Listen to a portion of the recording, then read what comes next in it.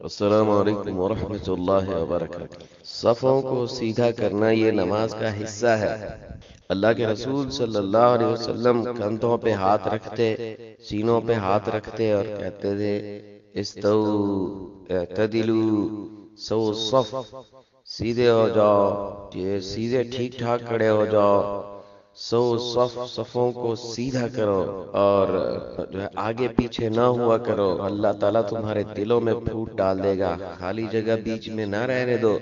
میں شیطان کو دیکھ رہا ہوں کہ وہ تمہارے بیچ میں سے اس طرح سے گزر رہا ہے جیسے بکری کا بچہ ہوتا ہے، تو اس طرح سے وہ شیطان تمہارے بیچ میں سے نکل رہا ہوتا ہے۔ تو خالی جگہ نہ چھوڑو، صفوں کو درست کرو۔ سو الصف الاول فالاول، اگلی سے اگلی صف کو پورا کر لیا کرو، یعنی اگلی صف پوری ہو جائے تو پھر اس کے بعد دوسری صف بنائی جائے۔ اگر اگلی صف میں کوئی کمی ہے تو پہلے اس کو پورا کرو، پھر دوسری، پھر تیسری، پھر چوتھی، اس طرح سے۔ تو جہاں صف کا خیال نہیں رکھا جائے گا، جہاں ایک بنیاد صحیح نہیں ہوگی، وہاں آپ کیا سمجھتے ہیں کہ وہ کیسی نماز ہوگی؟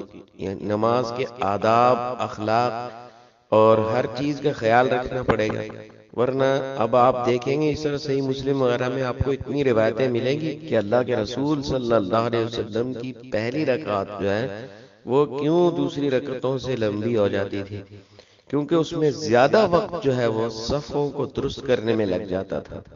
تو یہ بنیادی کام تھا، جب تک صفیں نہیں صحیح ہوں گی اس وقت تک آگے نماز پڑھنے کا فائدہ کیا ہے؟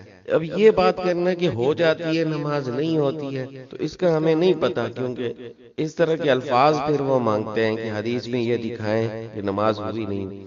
ہمیں تو اتنا پتا ہے کہ اللہ کے رسول صلی اللہ علیہ وسلم نے صفیں درست کرائے بغیر نماز نہیں پڑھائی ہے۔ تو صفیں درست کرائی جائیں گی اور صفیں بالکل سیدھی ہوں گی، کندھے سے کندھا اور ٹخنے سے ٹخنا ملا ہوا ہونا چاہیے، بیچ میں خالی جگہ نہیں ہونی چاہیے، اور کوئی بندہ صف میں آگے نہ ہو اور کوئی صف میں دوسروں سے پیچھے نہ ہو، ورنہ اللہ کے رسول صلی اللہ علیہ وسلم نے کیا فرمایا؟ اللہ تعالیٰ تمہارے دلوں میں پھوٹ ڈال دے گا۔ تو اس وقت جو صورتحال ہے آپ دیکھ رہے ہیں کہ لوگوں کے دلوں میں پھوٹ ہی ہے، اور وہ وجہ یہی ہے کہ صفیں ان کی درست نہیں ہوتی ہیں۔